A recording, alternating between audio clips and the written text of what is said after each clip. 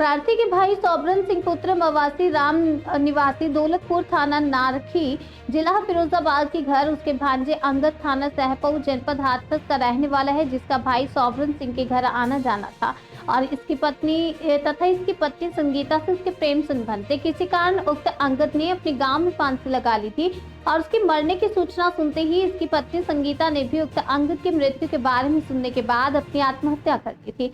लेकिन प्रार्थी भाई के सौबरन सिंह ने जानबूझकर मुझे और मेरी पत्नी सिया रानी के विरुद्ध झूठा मुकदमा थाना नारखी जनपद फिरोजाबाद में पंजीकृत करा दिया, जिसमें प्रार्थी जमानत पर है। लेकिन मेरा भाई सौबरन सिंह अपनी हरकत से बाज नहीं आ रहा है और मुझे और मेरी पत्नी को जान से मारने की कोशिश करने के लिए हमारा पीछा करता है।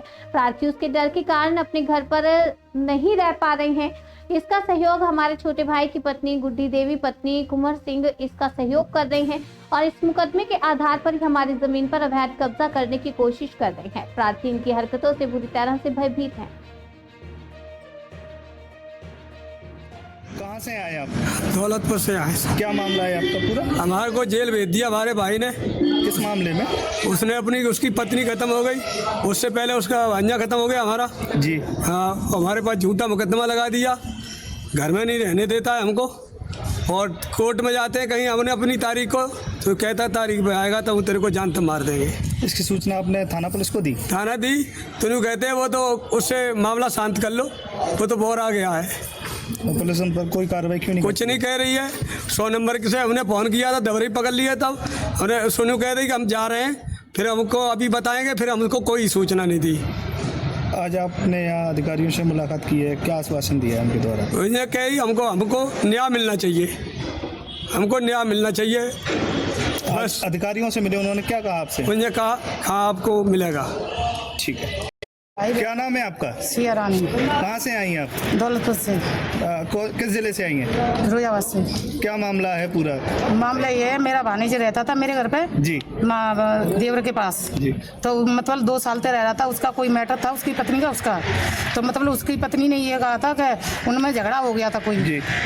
देवर में और भानीजी में। तो मतलब भानीज जाके उसने अपने घर पर फांसी लगा ली थी। तो 3 दिन के बाद में उसकी पत्नी ने फांसी लगा ली। तो मतलब उसका मैटर उसने हमारे ऊपर लाद दिया कि तेरे पति ने मेरी पत्नी की आत्महत्या की है। तो हमने उसके 5 छुए, हाथ जोड़े, फिर भी नहीं माना। हमने कोर्ट में गए थे, कोर्ट से भी कोई सुनवाई नहीं आई हमारी। हम थाने भी गए थे, नारकी थाने, उसमें भी कोई सुनवाई नहीं आई। चौकी भी गए, उसे भी कोई सुनवाई नहीं आई। फिर मैं अपने बच्चों को लेकर घर से लेकर आई हूँ। मुझे घर से निकाल दिया, घर से वालों ने मारा पीटी करते। तारीख पे जाती हूँ मैं तो तारीख पे भी धमकी देते मारने की।